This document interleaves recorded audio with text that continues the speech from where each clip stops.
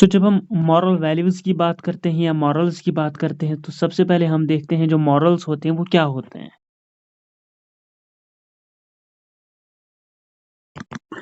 Morals क्या होते हैं? हम कहते हैं जो जिस तरह से कल हमने एथिक्स की बात की तो हम वहाँ पे राइट और रॉन्ग की बात करते थे।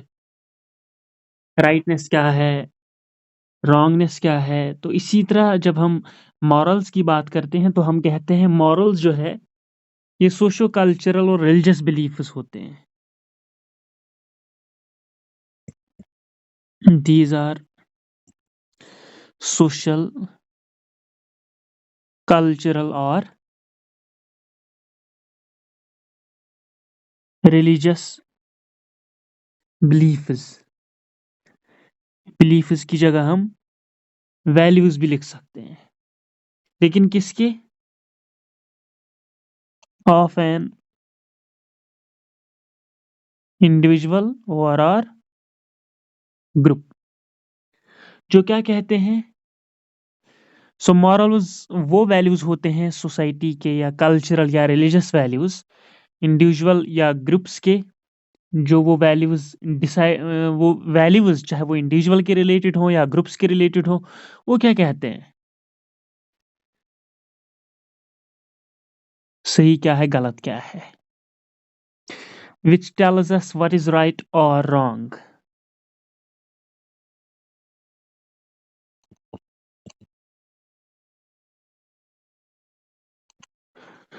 सो हम कहते हैं मॉरल्स वो सोशो कल्चरल या रिलीजियस बिलीफ्स है या वैल्यूज़ है एक इंसान के या ग्रुप के, जो हमें कहते हैं कि सही क्या है, गलत क्या है। सो ये सही और गलत क्या है ये डिसाइड कौन करता है? Hence these are the rules.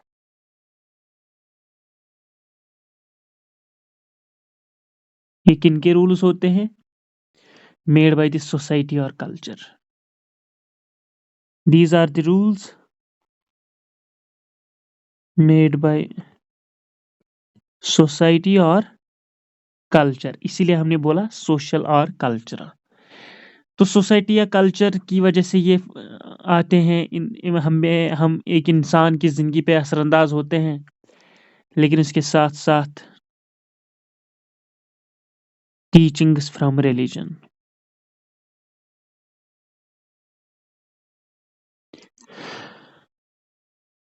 मज़हबी तालीमात से भी कुछ मिलता है कि सही क्या है, कि गलत क्या है, रास्ता मिलता है, मैसेज मिलती है। तो इसलिए हम ये मॉरल्स को कहते हैं, ये रूल्स होते हैं जो सोसाइटी या कल्चर की वजह से वजूद में आते हैं और कुछ टीचिंग्स जो मज़हब की वजह से भी होती है। अब ये जो रूल्स है, चाहे वो मज़हबी के तौर पे मिलते हैं हमें या सोसाइटी या कल्चर के थ्रू मिलते हैं, करना क्या होता है? So these are the rules made by society etcetera, hence these rules which is to be followed by us। In rules को हमने फॉलो करना पड़ता है।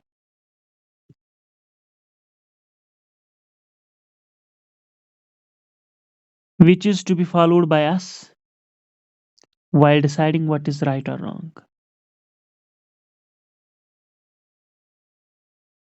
While deciding हम फॉलो ज़्यादा वो करेंगे while deciding what is right। अगर मॉरल की हम बात करते हैं तो हम कहते हैं ये मॉरल्स है सोशो कल्चरल रिलीजियस बिलीफ्स या वैल्यूज एक इंसान के या ग्रुप के, जो हमें कहते हैं कि सही क्या है, गलत क्या है। ये रूल्स सोसाइटी या कल्चर की वजह से वजूद में आते हैं, मज़हब की वजह से वजूद में आते हैं, और इनमें से हम उन रूल्स को फॉलो करते हैं जो सही हों। फॉर एग्ज़ाम्पल कुछ मॉरल प्रिंसिपल्स की अगर एग्ज़ाम्पल देंगे, for example few moral principles. Do not cheat या डोंट चीट। धोखा मत दो। वफ़ादारी निभाओ। बी लॉयल, ईमानदारी निभाओ। बी ऑनेस्ट, हमेशा सच कहो। ऑलवेज टेल ट्रुथ, सब्र से काम ले, be patient, so on and so forth etcetera. So ये मॉरल्स हैं जो इंसान को जिंदगी में मिलते हैं। कहाँ से मिलते हैं वो हम देखेंगे। लिहाजा हम इनको, ये वैल्यूबल चीजें होते हैं क्योंकि ये वैल्यूज है, बिलीफ्स है, hence हम इनको ये भी कहते हैं these are moral values. So moral values are standards of good and bad. Standards of good and bad, lessons of good and bad, messages of good and bad, जो एक इंडिविजुअल के बिहेवियर को कंट्रोल करते हैं, दिखाते हैं कि individual का बिहेवियर सही है या गलत है। जब वो इन मैसेजेस को, मॉरल्स को फॉलो कर, अच्छे मॉरल्स को फॉलो करेगा तो गुड, अच्छे मॉरल्स को फॉलो नहीं करेगा तो बैड कंडीशन में होगा। तो standards, moral values are standards of good and bad that govern an individual's behaviour.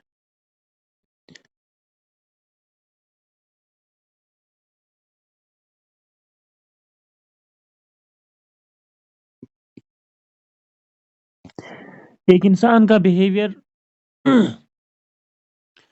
Control में चला जाता है। एक इंसान के बिहेवियर के बारे में आप ये कह सकते हो कि ये सही बिहेव किया है उन्होंने कि गलत बिहेव किया है। वो कैसे पता चलेगा? जब वो कुछ मॉरल्स को फॉलो करेगा। अच्छे मॉरल्स को फॉलो करेगा तो अच्छा बिहेवियर, बुरे मॉरल्स को फॉलो करेगा तो अनटुवर्ड बैड बिहेवियर। सो मॉरल वैल्यूज का इम्पैक्ट पड़ता है एक इंडिविजुअल की जिंदगी पर, एक इंडिविजुअल की बिहेवियर या उसकी चॉइसेस पर। बिहेवियर एंड चॉइसेस, वो किस तरह के मॉरल्स को फॉलो करेगा। और ये जो इंडिविजुअल को ये मॉरल मिलते हैं, कहाँ से मिलते हैं? इंडिविजुअल मॉरल्स में डिराइव फ्रॉम सोसाइटी, जो हमने पहले भी पढ़ा ऊपर, सोशल से, कल्चर से, सोसाइटी से, कल्चर से और मजहब से। लिहाजा यहाँ भी हम यही लिख सकते हैं, इंडिविजुअल्स मॉरल्स में डिराइव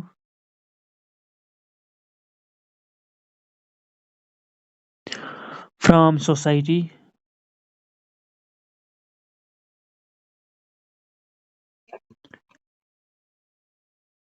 रिलीजन, कुछ गवर्नमेंट के रूल्स होते हैं तो वहां पर हम गवर्नमेंट भी कह सकते हैं, एटसेट्रा। लेकिन मैक्सिमम मॉरल्स जो है,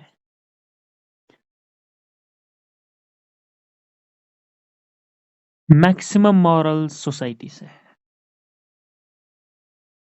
so moral values are largely shaped by social customs and religious beliefs. मजहब और सोसाइटी का ज्यादा रोल रहता है मॉरल वैल्यूज को शेप देने में एक इंडिविजुअल की जिंदगी में। Moral values are largely shaped by the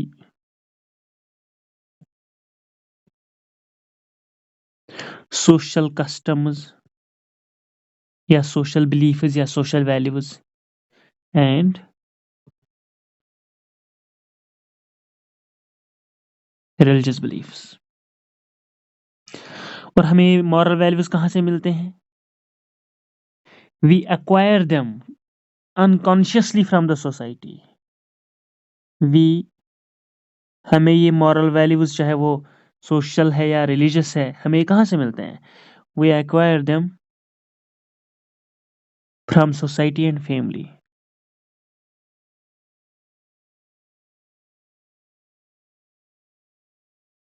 from society and family, जहाँ हम जन्म लेते हैं, जहाँ हम बैठते हैं, जिसका हम हिस्सा होते हैं।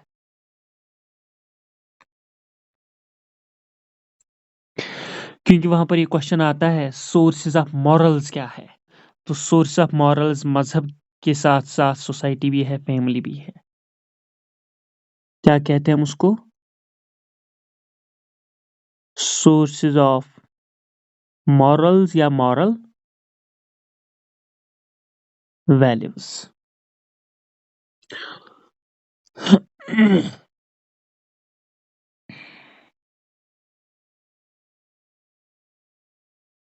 सो मजहब से मिलते हैं, सोसाइटी से मिलते हैं मॉरल वैल्यूज। लेकिन ठीक है, वो मॉरल वैल्यूज जो रिलीजन से मिलते हैं can not be altered. Altered को हम कहते हैं कैन नॉट बी चेंज्ड। आप मजहब को चेंज नहीं कर सकते, मजहब के मॉरल्स को आप चेंज नहीं कर सकते। जब हम ये कहते हैं मॉरल वैल्यूज हमें मिलते हैं सोसाइटी से, गवर्नमेंट से, रिलीजन से। रिलीजन के मॉरल्स रूल्स को आप चेंज नहीं कर सकते। सोसाइटी और गवर्नमेंट के कस्टम्स और लॉज चेंज होते हैं। Hence we can say here when moral values derive from society, जब मॉरल वैल्यूज हमें मिलते हैं कहाँ से, from society and government, they may change as the laws and morals of society change। ये गवर्नमेंट तब्दील होती है, सोसाइटी में नॉर्म्स नए आते हैं। They may change as the laws and morals of the society change। Laws and morals of society change। Society और government वाले मॉरल्स में तब्दीली आ सकती है क्योंकि आप कवानीन बदलते हैं, मॉरल्स बदलते हैं, लेकिन रिलीजन वाले मॉरल्स आप बदल नहीं सकते।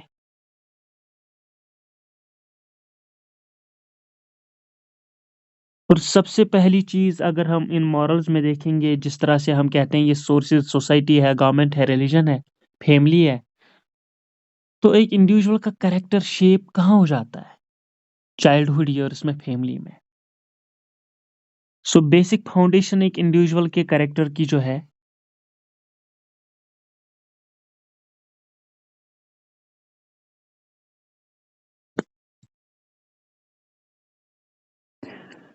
Of N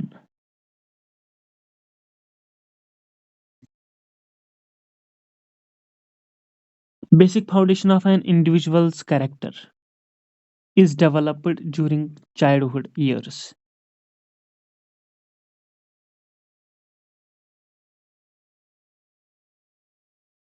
During childhood years। और चाइल्डहुड ईयर्स के दौरान रोल किनका रहता है, parents plus family. Basic foundation एक इंडिविजुअल के कैरेक्टर की, उसका वो मॉरल कैरेक्टर डेवलप होता है चाइल्डहुड ईयर्स के दौरान पेरेंट्स और फैमिली से। वो बड़ों को देख के सलाम करता है, अदब से पेश आता है। वो बड़ों को देख के यहाँ से गुस्सा करता है तो सलाम तो दूर की बात। वो मॉरल्स उसको कहाँ से मिलते हैं, फैमिली से, पेरेंट्स से। उसके बाद वो बड़ा हो जाता है, वो पड़ोसी के यहाँ खेलने जाता है, उसके बाद धीरे धीरे उसको रजिस्ट्रेशन की जाती है स्कूल में, तो फंस जाता है वो। तो वहाँ पर उसको अपने साथी मिलते हैं जिनके साथ वो खेलता है, जिनके साथ वो पसंद करता है, नापसंद करता है, सेम एज ग्रुप के हैं, सेम क्लास में पढ़ते हैं। तो वहाँ पर टीचर्स भी है जिसको हम कहते हैं एजुकेटर्स, और उसके साथी जो उसके batchmates, likes dislikes same same, choice same, age group same, उसको हम कहते हैं पीयर ग्रुप्स। एजुकेटर्स टीचर और पीर उसके बैचमेट्स, पीर इंटरेक्शंस, आपस में वो इंटरेक्शन करते हैं, उनकी आदत एक दूसरे को मिल जाती है, लग जाती है। Educators and peer interactions also play an important role in moral values formation.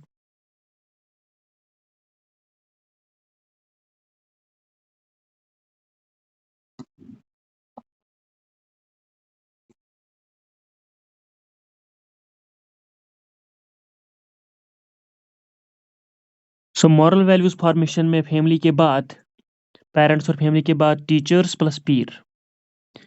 पीर हम क्लास, हम जमात, जो आप सारे इस वक्त क्लास में हो, आप सारे पीर ग्रुप हो। आपकी चॉइसेस सेम हो सकती है, लाइक्स डिसलाइक्स सेम हो सकती है, लेकिन सबसे बड़ी बात सेम ये है कि आप एक ही क्लास में हो। कुछ ना कुछ आपका मिलता है, दैट इज पीर इंटरेक्शन। उससे भी कुछ आदतें किसी की अच्छी हो बुरी हो वो एक दूसरे को लग जाती है। Same is the case here. उसके बाद तीसरा पॉइंट यहाँ पे आता है सोसाइटी का। सोसाइटी का इन्फ्लुएंस बहुत ज़्यादा रहता है फिर। Society also influences the moral values of an individual.